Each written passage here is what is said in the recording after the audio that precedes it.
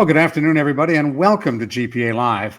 I'm Ron Aaron Eisenberg, your moderator for this incredible series.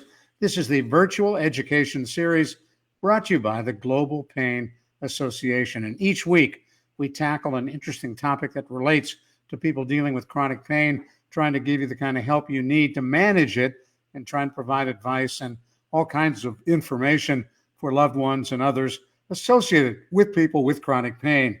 We've got a great show today. Our very special guest, Dr. Marianne Pinkston, will break down the protein-carb balance.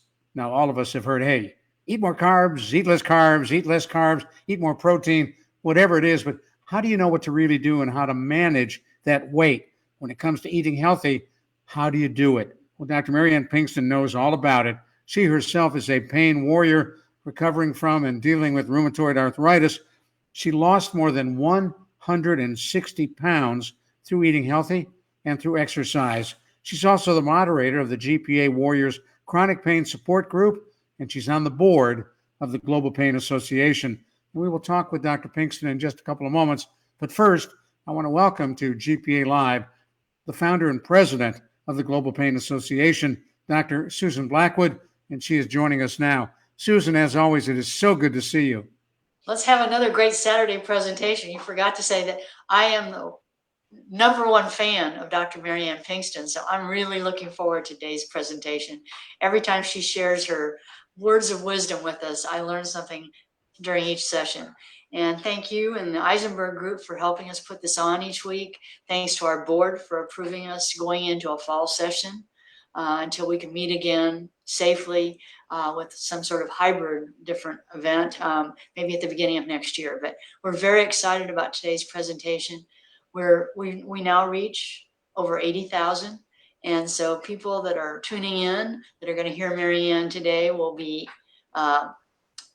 moved, and obviously it'll be very impactful. But they can watch this series on our website.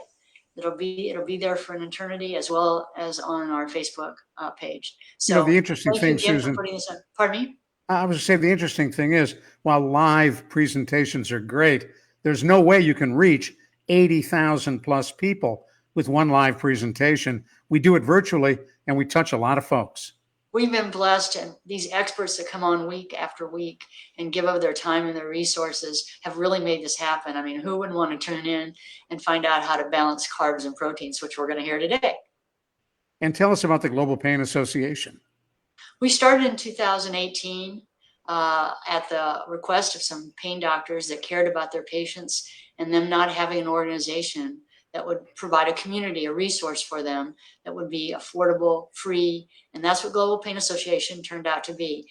We had one session in 2019 that was tremendous, then got hit with, like everybody else, with having to do a little pivot during the pandemic. And we've been virtual ever since last May. And we can't thank everybody that's contributed and been a resource for their help. We really want to thank our sponsors. They've done an amazing job of helping us keep the series going. And one sponsor I definitely want to talk and give a little plug to is WellMed. Their caregiver seminars are amazing, and they've been one of our sponsors of this series.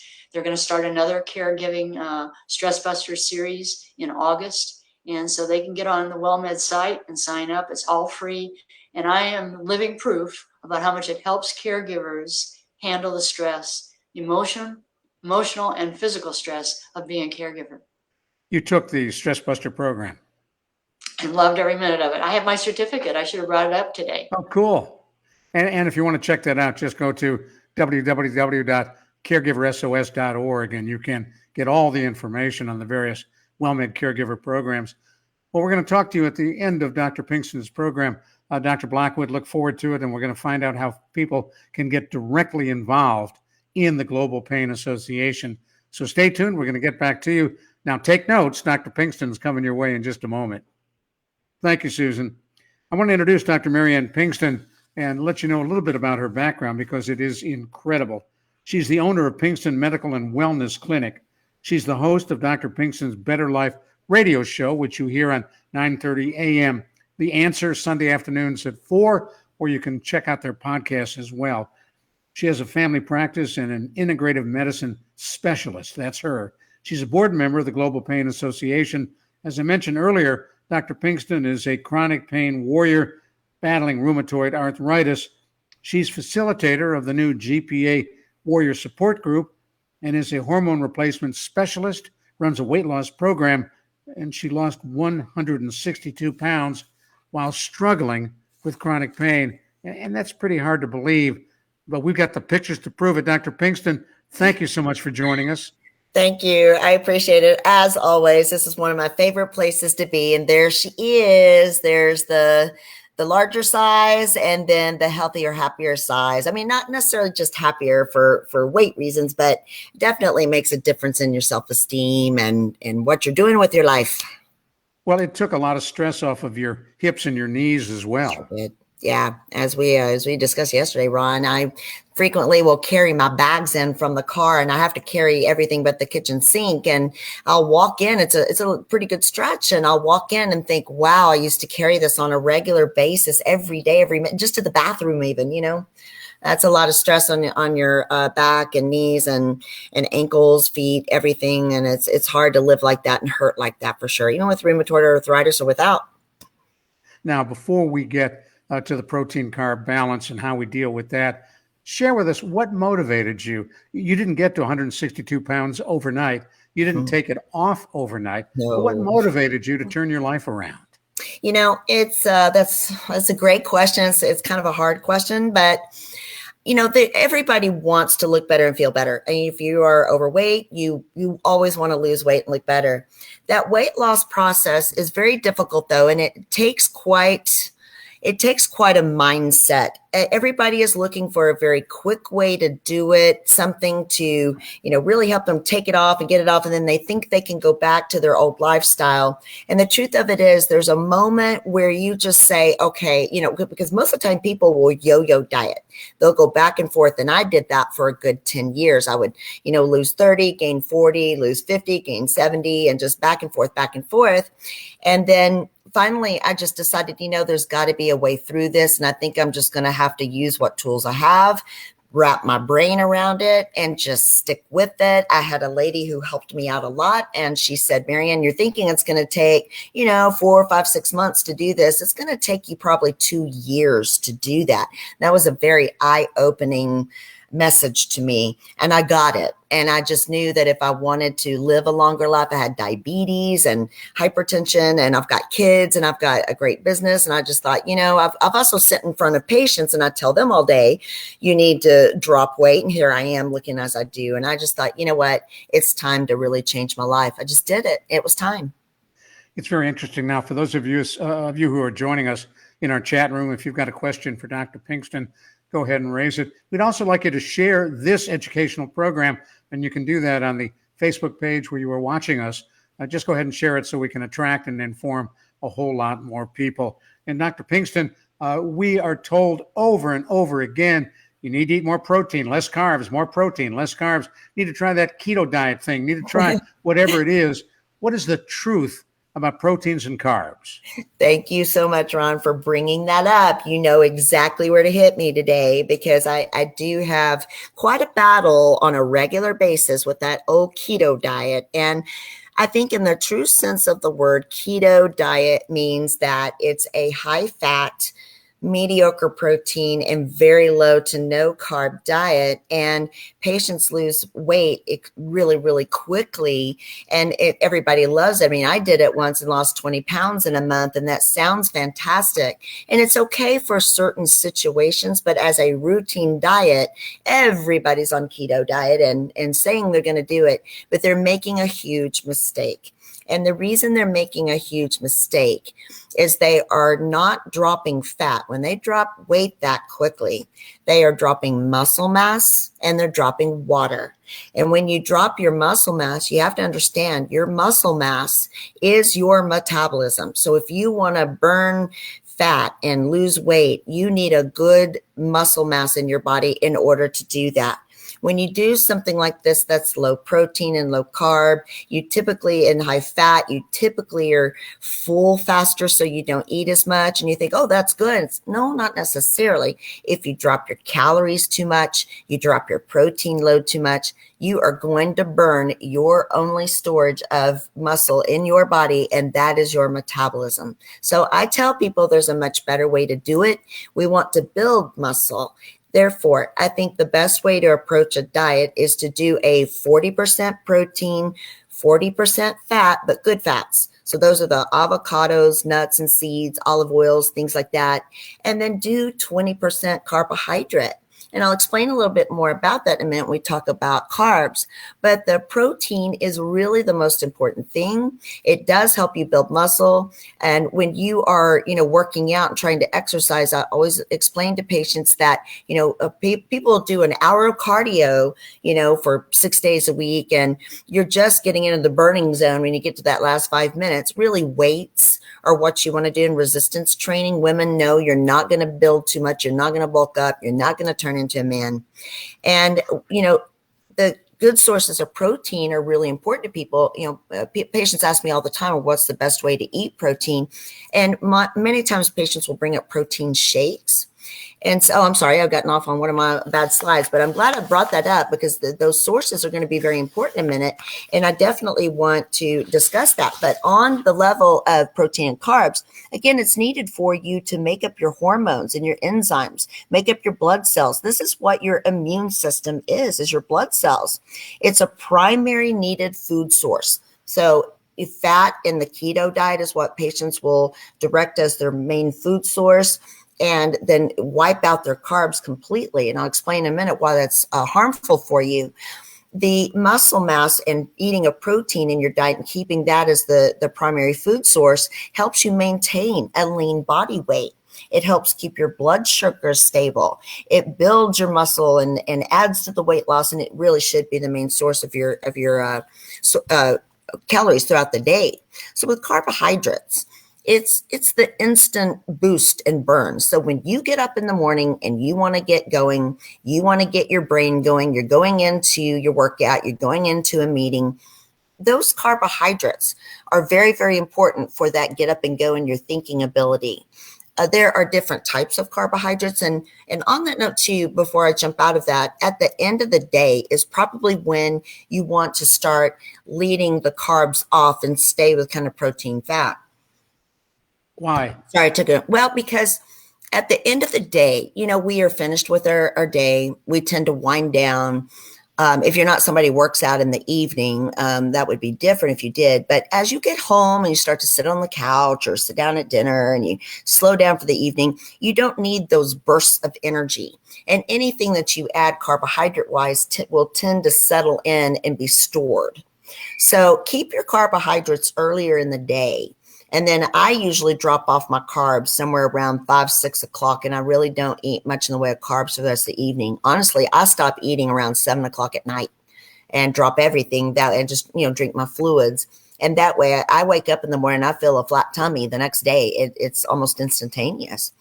And those carbohydrates, though, there's different types. So when we talk about, eating earlier in the day, I'm not talking about having your sodas early in the day or your crackers or things from the vending machine and keeping that early in the day, not in the evening. I'm actually not talking about that at all. There are simple versus complex carbs. And the simple carbs are the ones that when they hit your stomach and get absorbed into your bloodstream, they get absorbed as pure sugar. And so simple carbohydrates are all those sugars and processed food sources. Complex carbohydrates are things that are natural and grown or not something synthetic. So it's mostly fruits and vegetables. Brown rice and some things like that are also part of your complex carbs. Anything kind of whole grain. So those are the carbs that you want to stay with. They're high in fiber. And when they digest, they don't break down to simple sugar. some of them will, but it'll break down. Some of them you don't even absorb, which is awesome. You tend to build that as fiber and poop that out, but what is absorbed is not absorbed as straight sugar, so you don't get a bunch of blood sugar spikes. And those are the things that drive your hunger and your cravings and things like that. And carbs are not always bad. You really need to stop viewing carbs as a bad thing. It's really about the type of them and the balance of them. Too much of the wrong type causes fat gain and inflammation. So did you ever notice when you had pizza, at a party, the next morning you wake up and your ankles are puffy for a couple of days, your hands are puffy, can't get your rings on and off, and you just feel lethargic and tired? That's inflammation. And you tend to hold a lot of water and get inflamed. And that is what you imagine that's doing to your hands and feet and ankles. That's what it's doing to your organs as well, kidneys.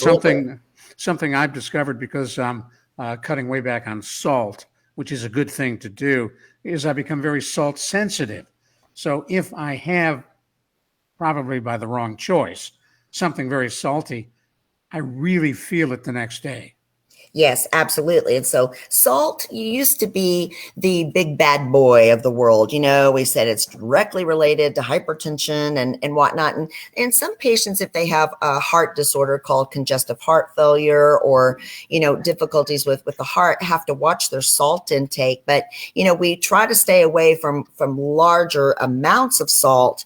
But really, I feel we've begun to discover that maybe an overload of simple sugars and bad carbohydrates are actually part of the reason why we swell so much and become so inflamed. And that induces a high blood pressure problem over the years. And I noticed that there's a question down here in the chat over here about how do you cut back on gluten and include all those good carbs. Most all good carbs really don't contain gluten. So if you stay with fruits and vegetables and all of those, plant-based sources for your carbs, then you really don't have a lot of gluten. The other thing too is that things like rice and things like that do not have gluten, but gluten is part of the wheat molecule, and it's what makes things gluey and sticky. So that's the reason why pasta and crackers and things like that, breads, all of those things kind of have that gooey texture to it. And you can do gluten-free things, that's fine. What they do is they just take out that molecule, but you have to be cautious with that, because sometimes, patients will think, well, I can just buy gluten-free this, gluten-free that, and you're still getting too many carbohydrates. So you have to distinguish between gluten and carbs. They are not the same thing. Gluten is okay to take out, but that doesn't mean you're free to eat the entire box of pasta or whatever breads or whatever's left over. You still need to minimize those things and stay with the more plant-based types of carbs. That's the best way to do it. Now, someone asked, what's the best carbohydrate to eat in the morning to get that get up and go feeling? Are you talking about fruit, perhaps? And so, fruit can be okay too. Yeah, I think fruit is all right. My source of carbohydrate in the morning actually is oatmeal.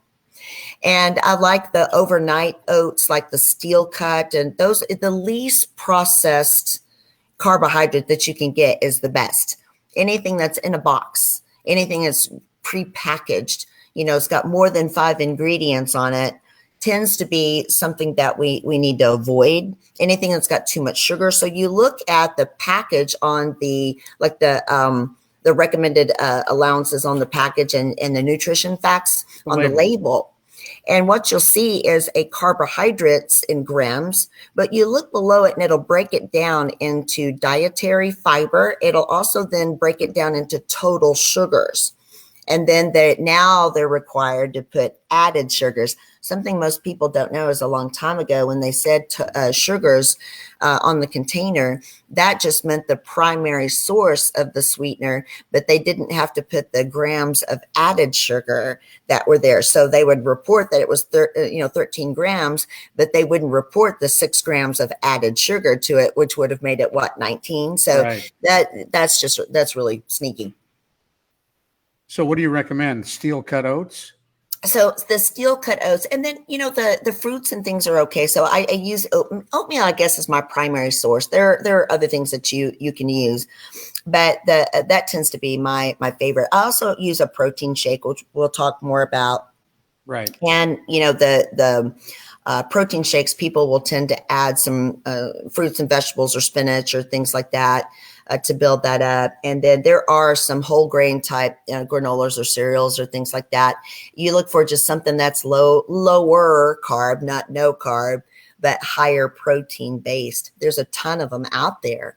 You just have to start looking for those things. And one of the things I want to point out too about starchy and simple sugars and things about fruits, there are fruits and vegetables even, there are types that are more starchy than others. So peas, corn, carrots, potatoes, those things tend to have a lot more simple sugar. They absorb into the bloodstream as simple sugar.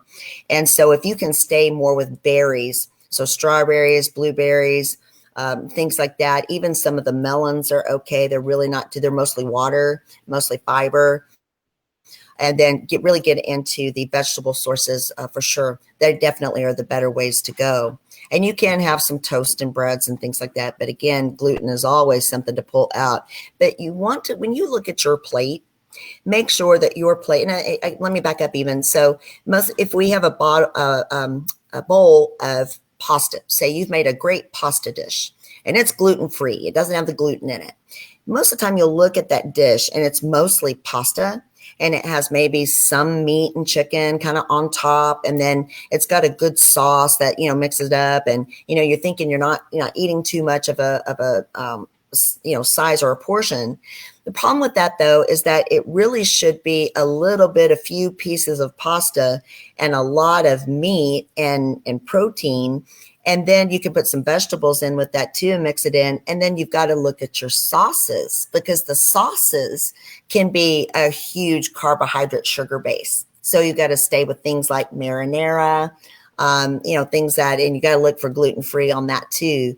But, things that have a little bit of olive oil or marinara to it, basil, pestos, things like that to mix it in. Those are way better than using a ton of sauces. I found a sugar-free honey and a barbecue, honey barbecue sauce the other day that I make with my chicken, and it's sweet and it's delicious, but it's low carb. And artificial sweeteners too, got to be careful with that, because those still are sugar, act exactly the same. And that brings this, I'm sorry? Really, because I'm a Splendaholic. I love Splenda. Oh boy. Okay, my friend, you and I are going to Ronnie. have a talk. I do believe I had melanoma twice, and the studies show that melanoma is strongly associated with Splenda. Splenda is 600 times more sweet than sugar, and that is going to really, really kill in the addiction area. And it acts exactly like sugar. I do believe that was the biggest reason why I became obese besides steroids. Wow. Yeah. Wow. So watch that. We'll talk.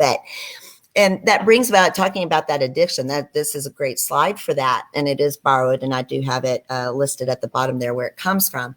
But look at, this is the brain, and this is an MRI of the brain.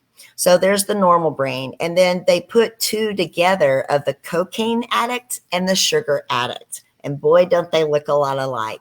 So what they look like the normal too, but the normal has the red striping in there. And that is where the normal brain reacting to something pleasurable has a dopamine surge. So that dopamine is something that helps to keep us happy and balanced. But when it starts to disappear and become low, and when we get into a chronic consumption of something like a substance like cocaine or narcotics like opioids or caffeine or alcohol, things like that, even gambling and other things, what will happen is you lose that dopamine surge, and it relies on the substance that you're using to make you happy again. And you see how that disappeared in those next two brain slides. So the sugar addict is very, very similar to any sort of addiction that we might have.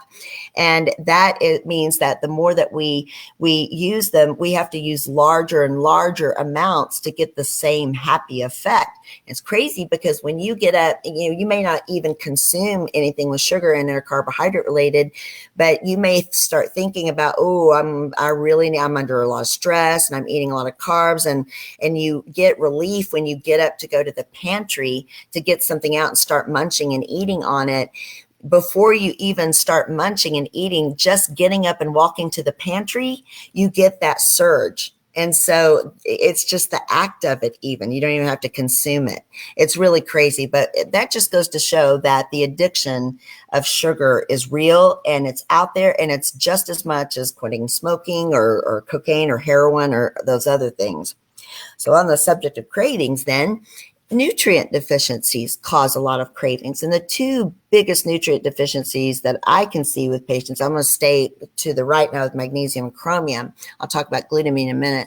Magnesium, I think, is one of the biggest deficiencies that we have. If you get muscle cramps at night, things like that, a lot of pain, muscle spasms and whatnot, magnesium is your issue, but fatigue and other factors. But the reason that we have vitamin deficiencies is because our soil is completely depleted. So back in the 1970s, you could eat a small cup of broccoli.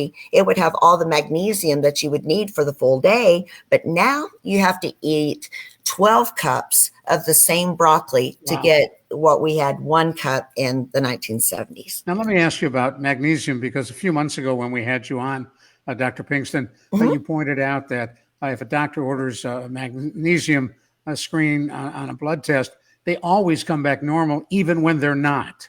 Yes, and so that is very generally true. There are different cases, but I tell you that is very true. So patients ask me, why don't you check magnesium levels? Magnesium has to stay normal in your bloodstream, or else that greatly affects the heart. We cannot live with that.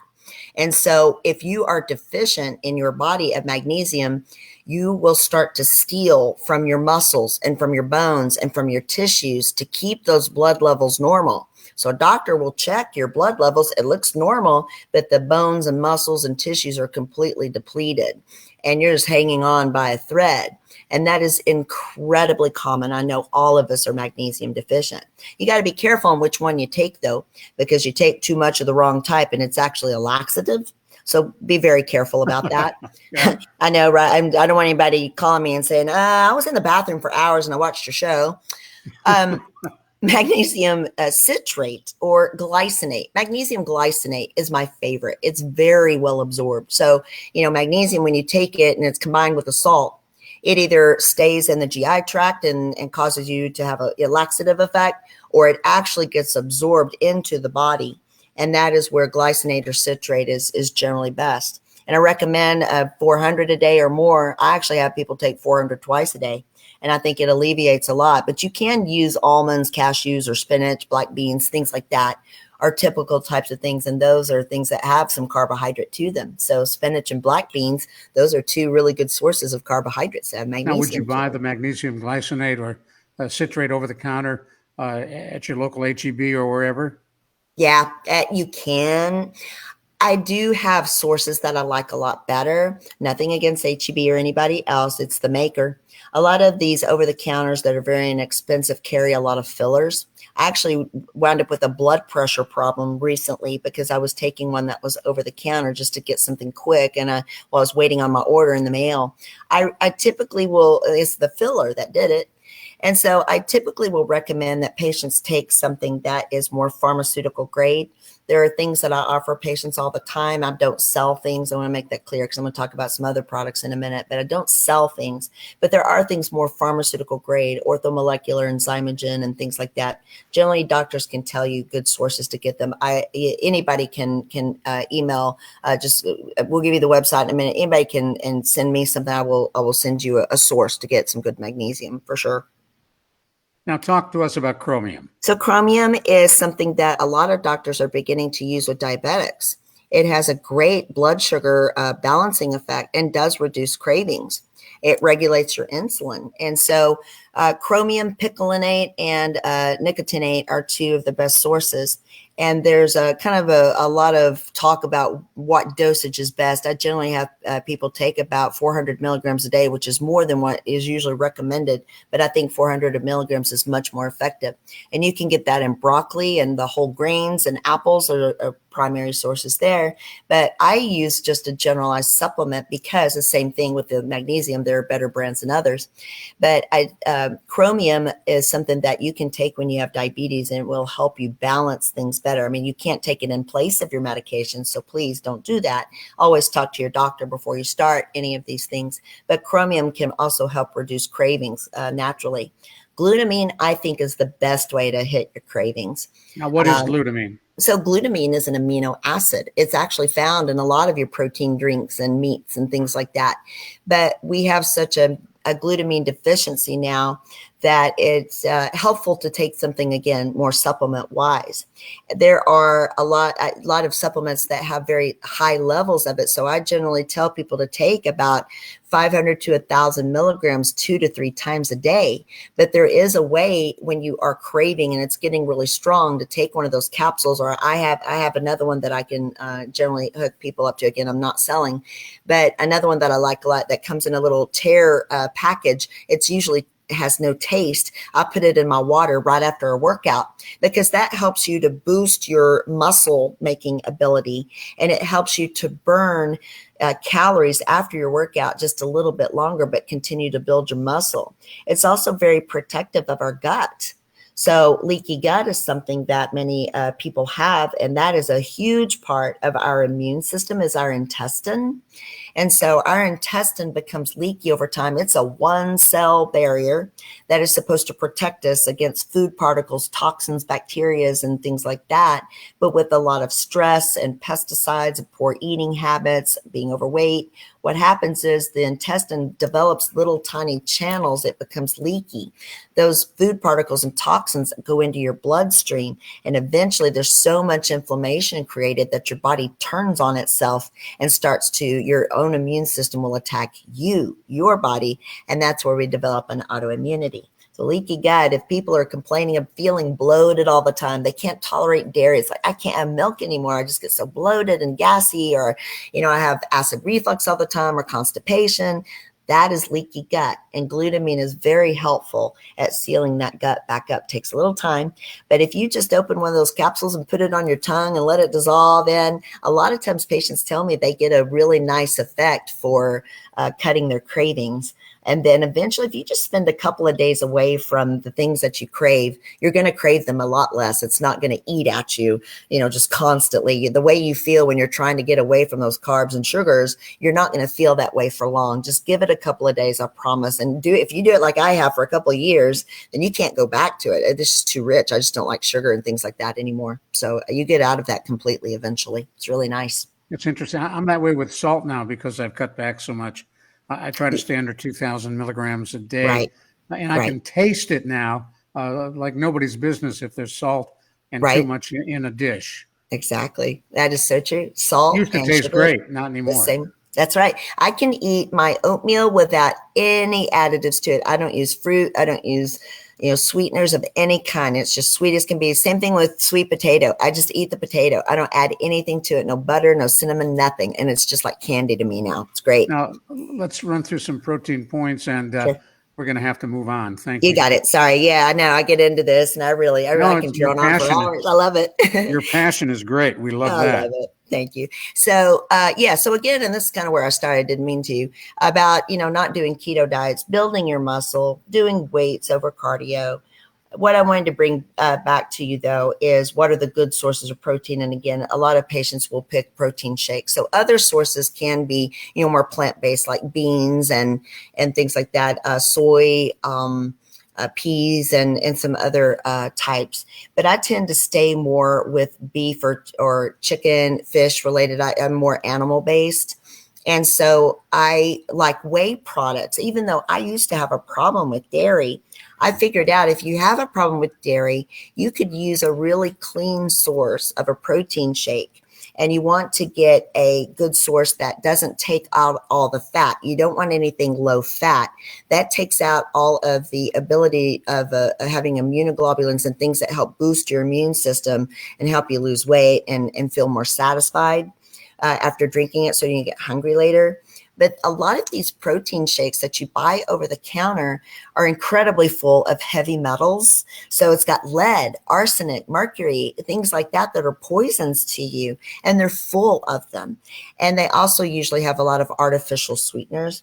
And so again, artificial sweeteners. I feel that stevia, organic stevia, and monk fruit are wonderful. And I use a combination of those. That cuts, if people complain about the bitterness of stevia, the monk fruit will cut that completely. It's very safe, very effective source of sweetener. And then you definitely want to go back to looking at the canister for the protein, fat, and carbohydrate ratio. And I really like to stay with that 40-40-20 and keeping the balance right so that you have the right fuel for your workout or the right fuel to get up and going during the day. And there was another question I want to hit real quick about when you don't have your gallbladder to break down that fat. Actually, you do have the ability to break down fat, even though you don't have your gallbladder. You still release the enzymes and things that used to sit in the gallbladder. The gallbladder is just a storage facility. It's not really, part of the whole plan except to store it. Some patients after surgery will be a little more sensitive. They'll make way too much, but it is, you are still digesting. So you should still be able to break down fat. So here is, folks want to get a hold of you. Here's how. So I really want to put forth that I have a YouTube channel and podcast.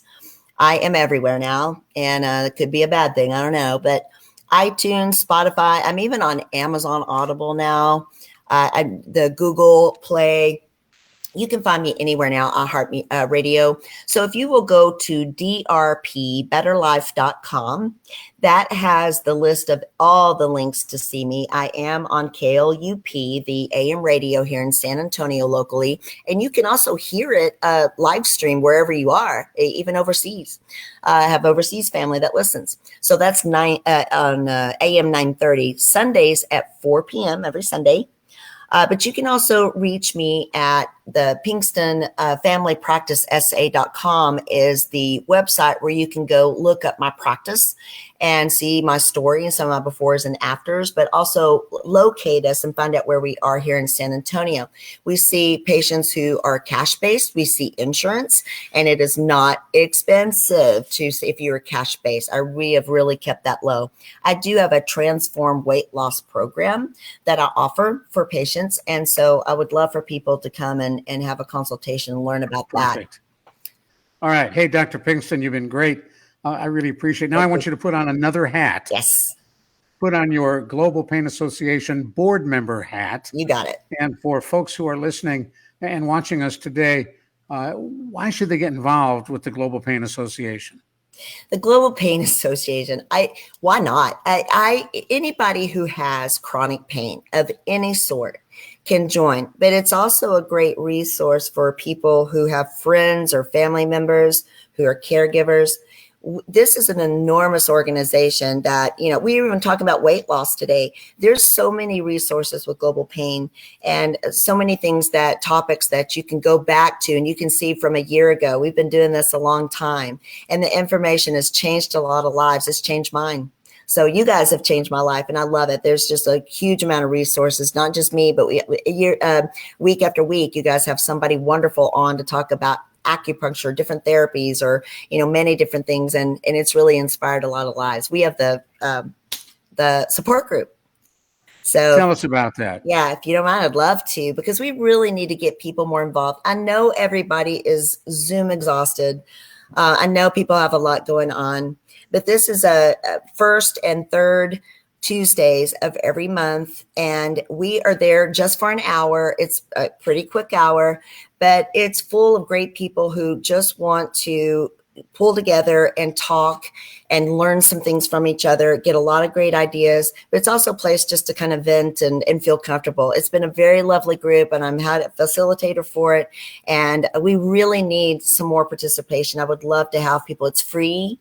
And you just go to globalpain.org and sign up for the newsletter, and you'll receive, or go on Facebook. We usually advertise it, and you'll see the link where you can join. It's very easy. Dr. Pinkston, thank you so much. You're the best. We appreciate you being here. Thank you. Always. Dr. Marianne Pinkston, what a great deal of information. We appreciate that. Well, that's it for today. We'll see you next week on GPA Live at noon right here on Facebook. So what's up next Saturday, August 28th? What is lipedema pain? We talk with April Slutter, a social worker who in 2015 was diagnosed with lipedema pain. And a lot of people may have it and don't know. So we talk about that next week, August 28th at noon, right here on GPA Live. I want to thank the Global Pain Association Board of Directors for making this program possible, to our executive producer and director, my wife, Gina Galaviz-Eisenberg. As always, great job, Gina. Thank you. We'll see you next week right here on GPA Live. Have a great weekend, everybody. Bye-bye.